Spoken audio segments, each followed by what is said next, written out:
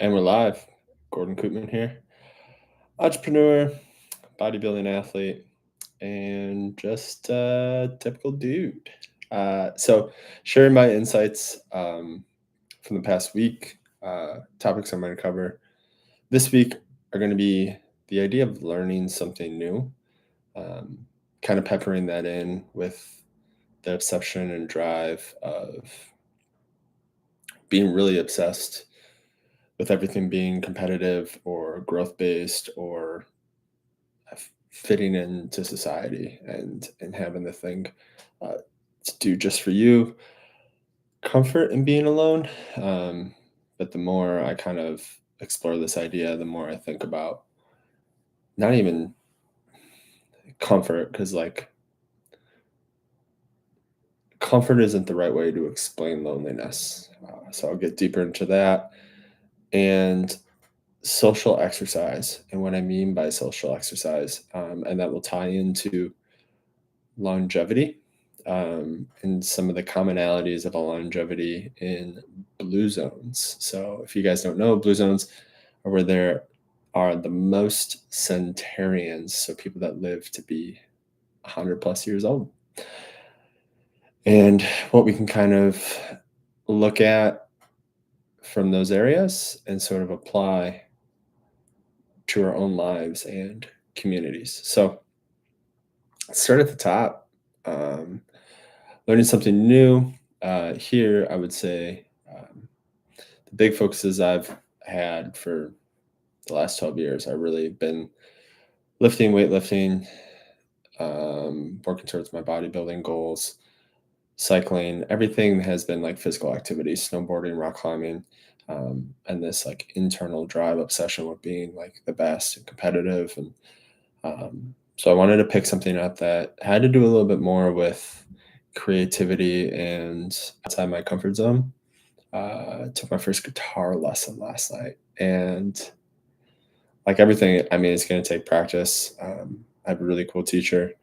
Um, Known the guy for a long time, but definitely have noticed that I have the ear for it, and just learning chords and practicing hand dexterity, how to get my fat fingers to sit on the strings properly, which is just going to be me kind of strumming in my own time, and that will almost be kind of like my form of like peace meditation. So I'm looking forward to leaning into that a little bit more. Maybe I'll play you guys a song sometime. No, from there, I'm going to say just like comfort and being alone. Um, Kind of what have been going to my men's group, talking to a lot of guys in my age range around 30s who are single and kind of getting into this idea of obviously we all want partners, but not needing. And what I mean by that is essentially like not seeking a partner to fill that loneliness. Um, because when I say comfort and being alone, everyone feels lonely, obviously. And another men's group I went to, I mean, I just met someone 77, recently divorced, moved back here, and they talked about the same thing. Like, you're alone. So what do you do? I would say best bet is to find community things that you're interested in and start to socialize. Like that loneliness doesn't need to be filled uh, by another person. Um, and socializing or even just fulfilling that loneliness by enjoying your own company, I think is very important. And this is a generalization, so don't get mad at me, but I, I would assume that, maybe not. It's probably 50-50. But for the people that maybe never had the opportunity to actually be alone, whether you lived at home straight from there, maybe went to college, had roommates, and then, I don't know, met the love of your life in college, like you've always probably had people around. So kind of navigating that has probably been different. I would definitely Um, Actually, I might even give advice. If you feel like you have the if you feel like you have the need to like go on a solo trip, I think that could be um, a great experience. But for the people who maybe have never been alone and haven't experienced this, more so for you, I mean, just like give it time because it's likely you're not alone. So just like reach out, especially dudes. Dudes, at least the couple I've talked to recently, tend to isolate. I mean, even if you tell them 100 times, like I'm here for you, or we can hang out, or um, just making people feel comfortable, having that empathy for people, um, and reaching out. So, to that note, let's go into social exercise. This is actually one of the things that correlates between all longevity. In those communities, they tend to be more social. Um, so, living here in the US, I'm in Wisconsin. Question that was proposed the other day was essentially, do you know your neighbor? And if you do, great, you live in a good spot. But I would say in city type areas, it is probably less likely that you talk to your neighbor, maybe because there is an abundance of people. Um, you don't feel the need to have to know the neighbor because you have other friends. Or I was having a conversation with someone and talking about the idea of, from again, this book called Super Communicators, and one of my men's groups. Like, let's say there's like a little dot, and that's somebody's political belief, and we dismiss them like the whole person. And because of one idea, and learning to kind of keep our emotions in check and asking more who are we questions and understanding questions, and not completely counting someone off, because you could be counting off someone who in a lot of ways like is an amazing person that you would get along with or have fun with. um, and we all set our own standards, right? But like, if this is my circle of friends, like I get to choose who's in that circle. But there can definitely be people who are in that outward circle, where there's certain things you don't do with them, or you spend less time with them. Like, that's okay. But maybe you have a common interest. Like, cool. Then you guys vibe on that common interest, and I mean that's the extent of the friendship. It probably won't be a deep friendship, but probably if you spend more time with it, it could become deep. And if we're open minded, maybe we can learn things because somebody does have a different perspective, and it just kind of broadens our horizon. Um,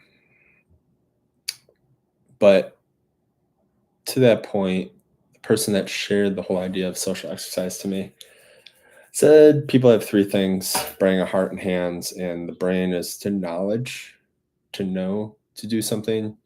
Our heart is the courage to do something, and the hands take action, right? So I've, at least for myself, in different aspects of my life, I'm always using my brain. I'm over logical. I'm trying to control things. Um, and in my heart, I know what's right. Uh, but sometimes though we don't act uh, due to fear of, I mean, there's probably less of a billion reasons. Um, and that's why I think that saying kind of helps, because it's just like no change is going to happen if there's no action, if we just sit, talk. Um, I mean, the thinking and having a heart is good for understanding and planning, but then actually doing something and giving yourself credit for what that is, no matter how big or small it is. Because any positive outcome is a good outcome, like these videos right now, maybe one person watches the thing front to end, and talk about doing something new. Like, at the moment, it's kind of an experiment for myself to get comfortable sharing my ideas with the world.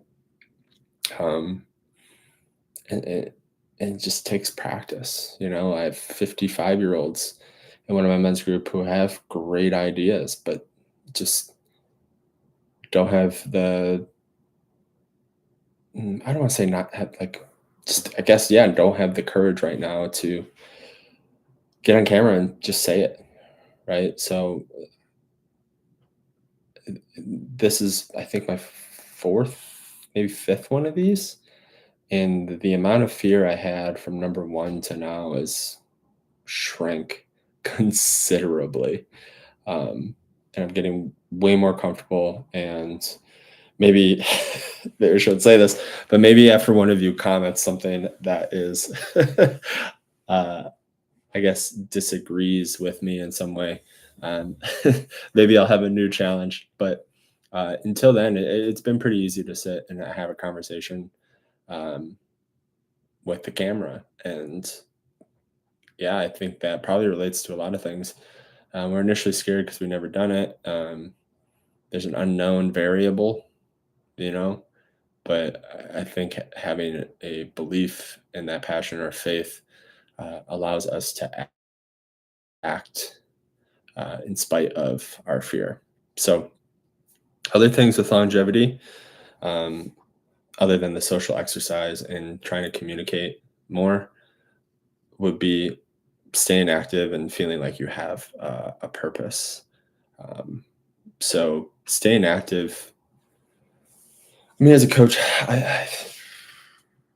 it's just something that goes by the wayside because we think that activity needs to be something intense because, again, like, we need to get something out of it. But um, you could easily, like, just walk to the coffee shop, get your coffee, or walk to the grocery store, get your groceries, or ask your neighbor if they want to go for a walk and just have a conversation about whatever, like, very simple, but it's like the consistency of being active, and it doesn't need to be intense exercise.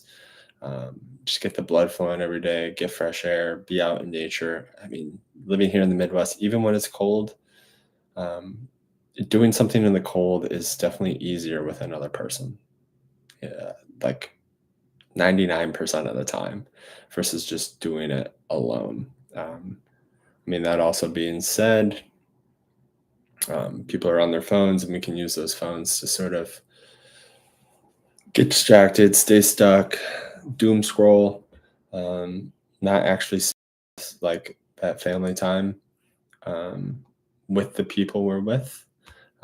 So challenging people maybe to keep their phone in another room or not really look at it when you're with people, or um, because whatever's coming in there, I just probably isn't as important as like the relationships in your life.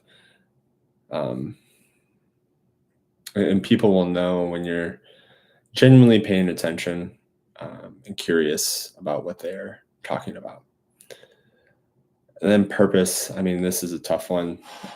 Uh, I mean, for everyone, because again, I think because social media, we have a million options, and every human's wired different, but we can learn about ourselves through the relationships we have.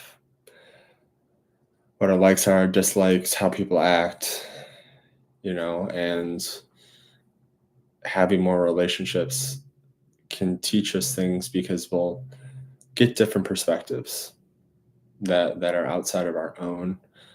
It's one thing to like sit, reflect, think in our own brain, but our brain can kind of develop its own algorithm where we kind of just ruminate maybe on a single idea, and maybe that's an idea that isn't necessarily serving us in a positive way.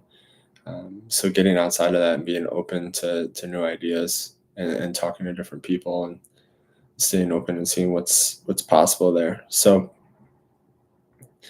those are my four things I want to reflect on from the last week.